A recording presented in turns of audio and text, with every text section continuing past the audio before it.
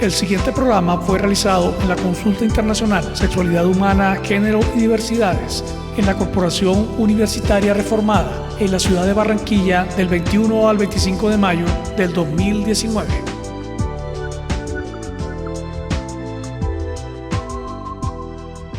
Bueno, estamos con Marcela Sánchez de Colombia Diversa aquí en el foro y bueno, queremos saber cuáles son sus impresiones y qué aporte nos trae esta vez.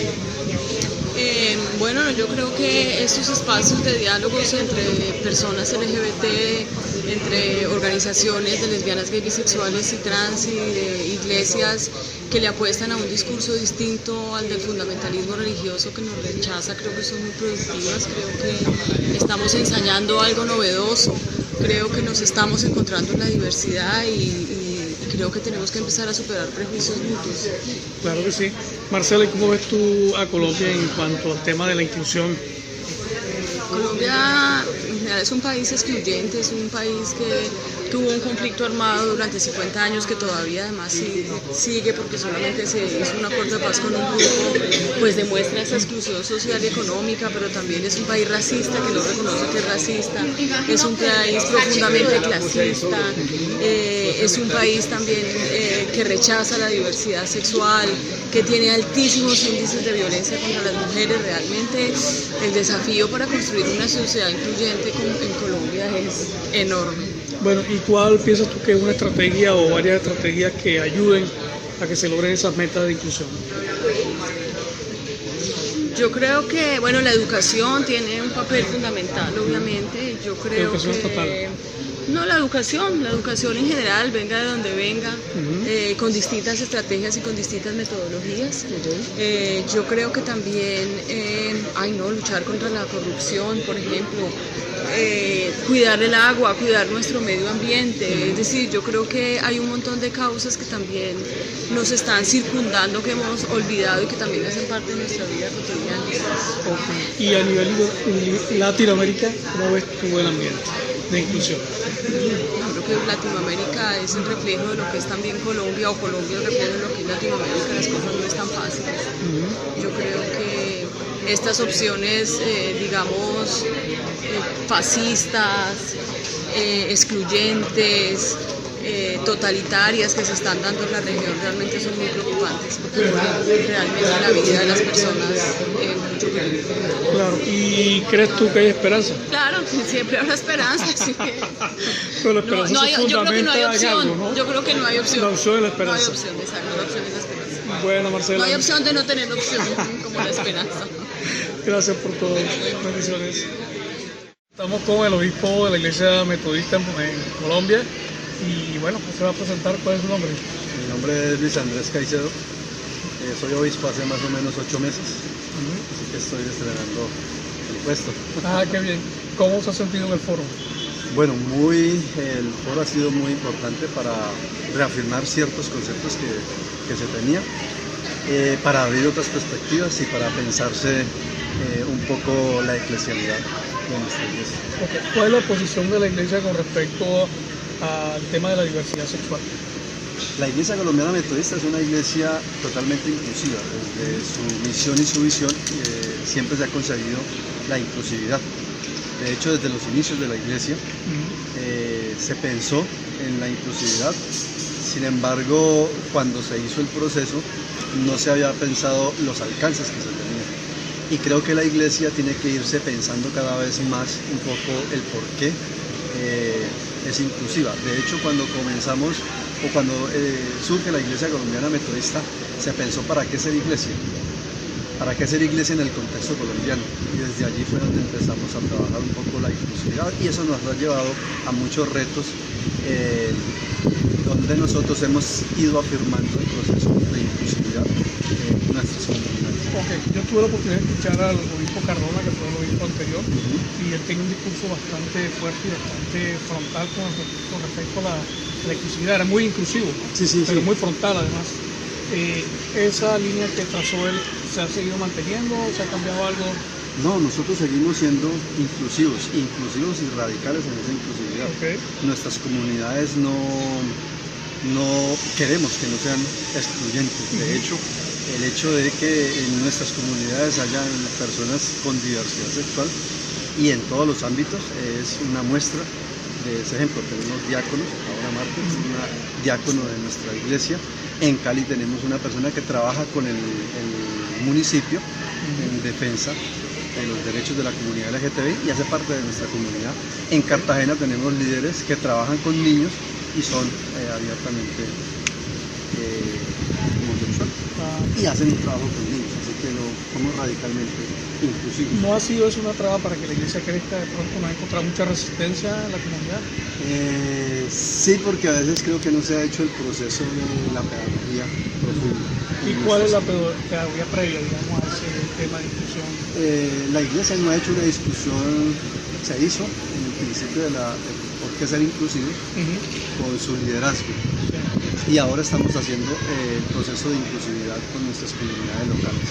Porque sí, uno sabe que este proceso es de pedagogía, así que estamos haciendo ese proceso en nuestras comunidades para que se pueda hacer más efectiva la misión de la iglesia. Bueno, ¿esto de la inclusividad es un capricho de la iglesia o hay algún argumento teológico que soporte la inclusión de la diversidad sexual en la iglesia? Bueno, hay un argumento teológico. Nosotros cuando pensamos en la inclusividad, hemos pensado nos hicimos la pregunta, ¿por qué ser iglesia en Colombia? ¿O para qué ser iglesia en Colombia? Y la respuesta que encontramos teológicamente fue para dignificar la vida de aquellos que sufren. O nosotros hemos discutido mucho para dignificar la vida de los más pequeños del reino. ¿Y quiénes son los más pequeños del reino? Bueno, los excluidos.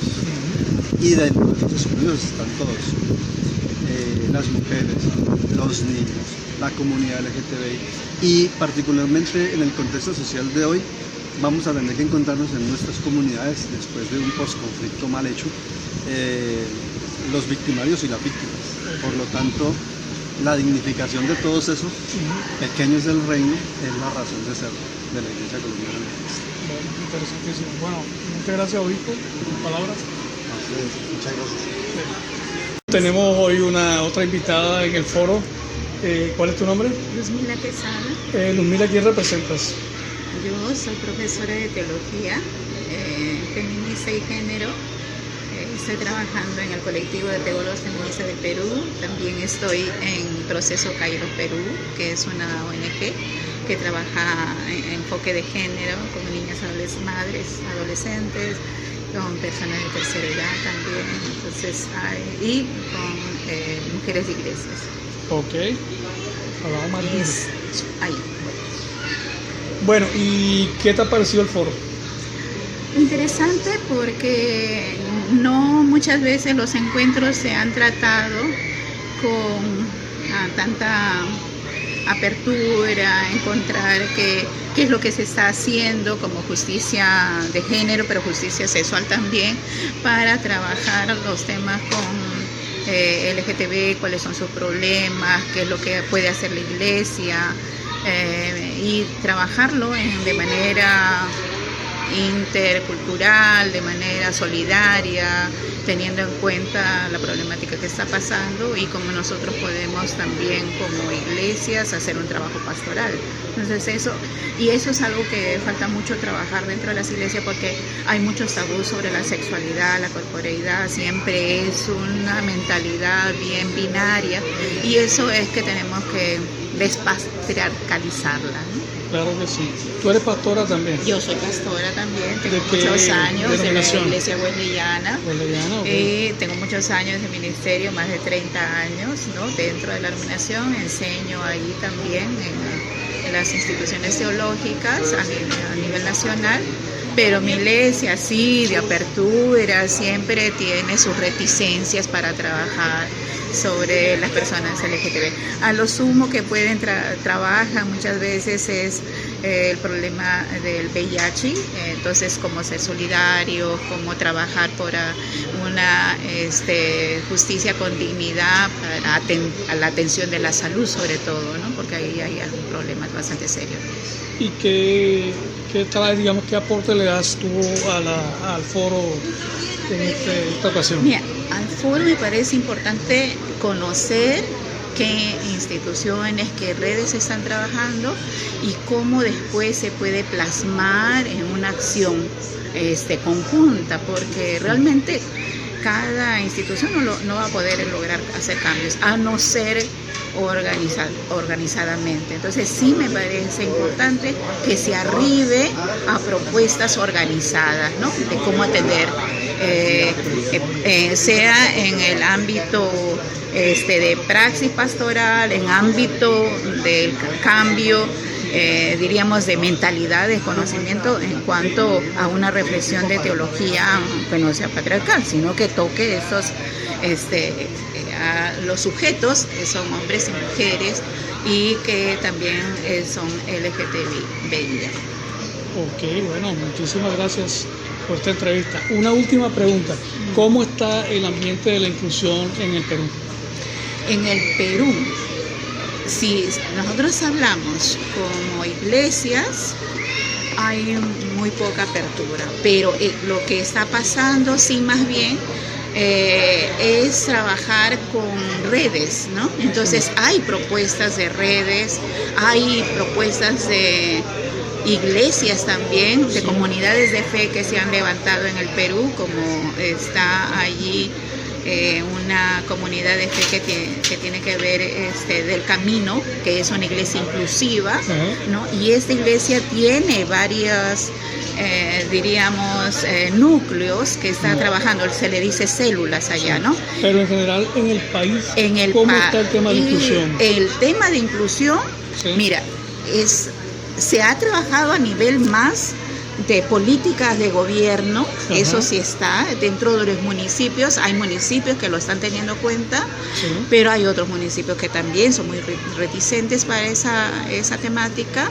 Pero lo que sí, a nivel del país como políticas, que se haya colocado el tema de políticas con enfoque de género a nivel del Ministerio de Educación, ese es un logro bastante que se ha podido realizar en estos últimos tiempos, ¿no? Porque realmente ha sido la batalla del 2016 ahora hasta el 2018 y ahora el 2019, pero siempre hay opositores para ello, ¿no? Entonces, y también que allí hay toda una disputa en el Ministerio de Poblaciones Vulnerables, que es de la mujer.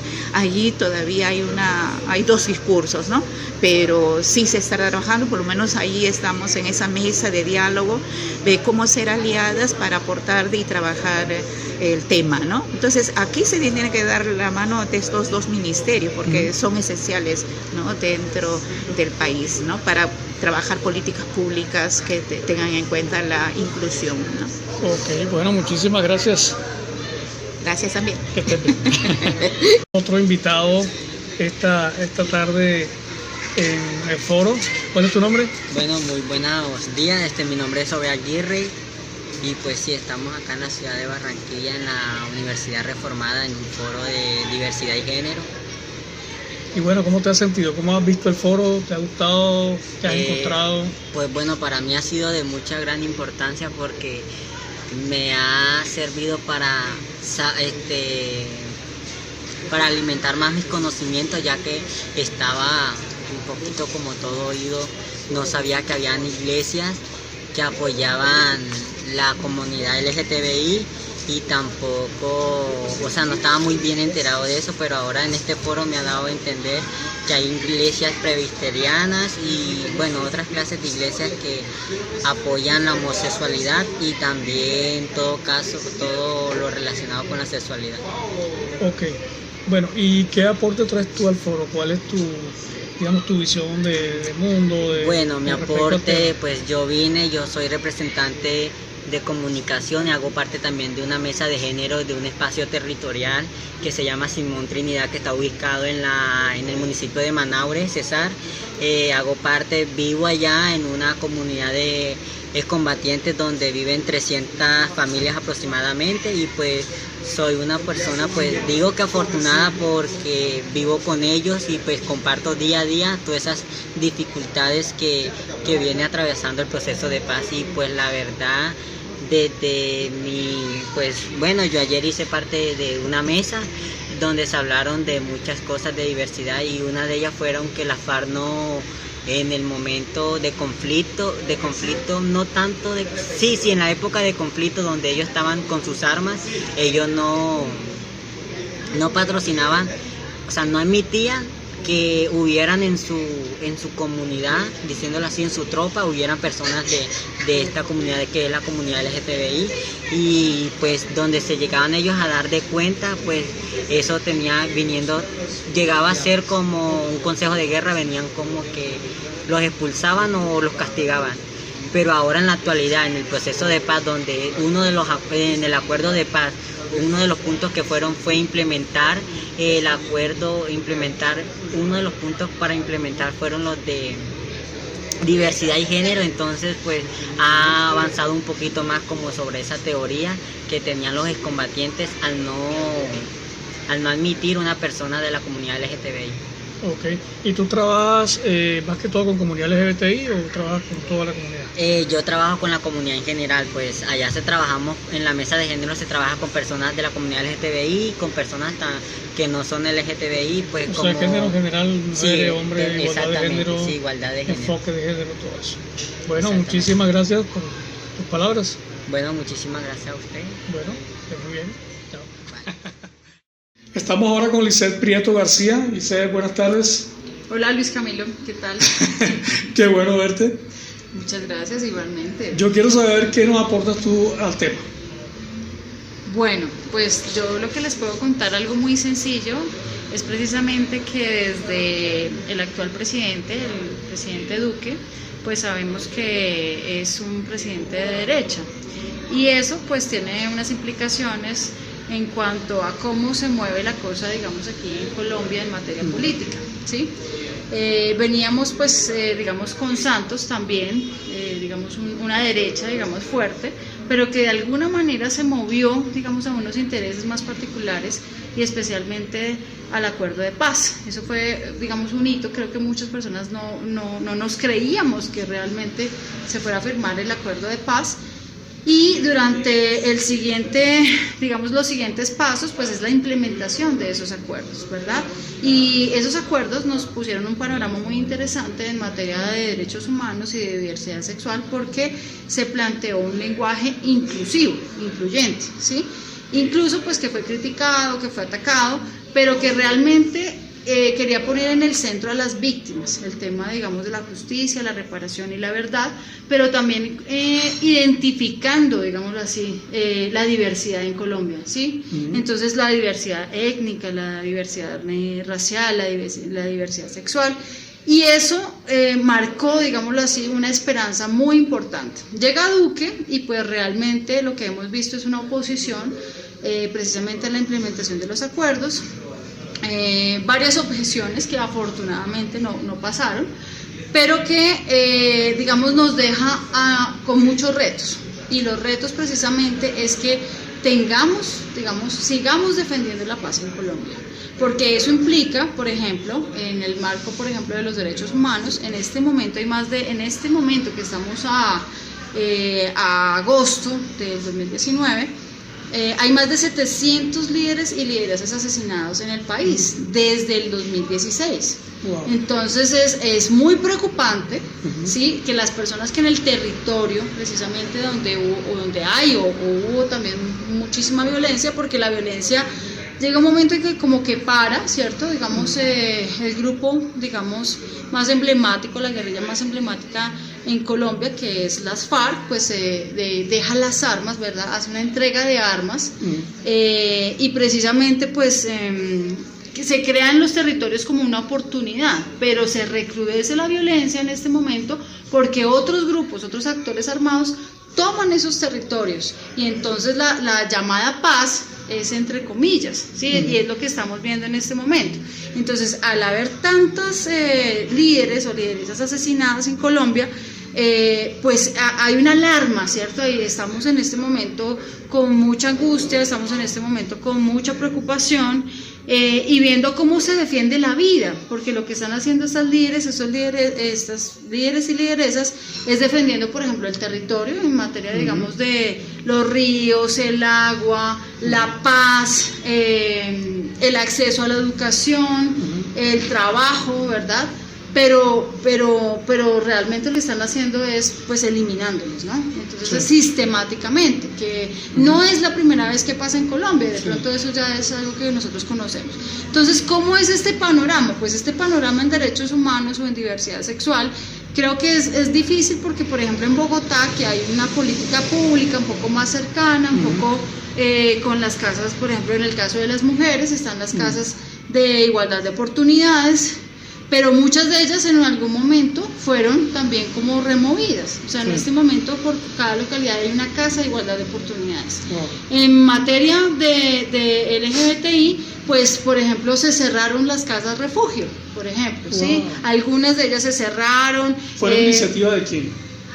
Pues sabemos, digamos que la Colombia Humana, que estaba representada, digamos, por Gustavo Petro, en este caso en la alcaldía de Bogotá, cuando llega Peñalosa, pues realmente muchas de esas platas, esos dineros, pues se acaban, o sea, esa financiación se acaba, y eso hace que también esos dineros donde se estaba promoviendo la igualdad de derechos, el respeto a la diferencia, el reconocimiento de la diversidad, pues se acabe.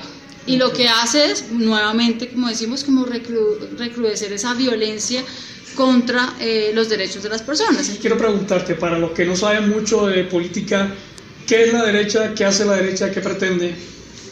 Bueno, pues como la considero yo, la derecha en Colombia pues es una clase social de dinero, pero que viene, digamos, desde la colonia, ¿no? O sea, son familias que se han posicionado en el poder y que precisamente pretenden que ese poder sea vitalicio, sea de generación en generación. Entonces podríamos hablar que en Colombia hay 5 grandes familias que manejan el monopolio de todo. Tanto, entonces son los dueños de los bancos, son los dueños de los medios de comunicación, son los políticos, son los que hacen las leyes y son los que poseen el 80% de las mejores tierras y productivas en Colombia. Entonces el poder que tienen es inmenso. ¿Por qué mucha gente de clase popular apoya a la derecha y a las mafias económicas? Bueno, pues eso es una pregunta muy interesante y la verdad es que tiene que ver con el populismo, ¿sí? Cuando una persona, digamos, por ejemplo en el caso del innombrable, se pone el poncho, se pone el sombrero y comienza a hablar como habla el pueblo y también hace, digamos, todo un discurso paternalista, pues eso mueve las entrañas de las personas porque se identifican pues principalmente con las emociones de las personas. ¿Y cuál es la participación de la Iglesia? O sea que durante muchas décadas, siglos, la Iglesia Católica Romana tenía un poder inmensurable, pues que ya no es tanto, pero todavía permanece.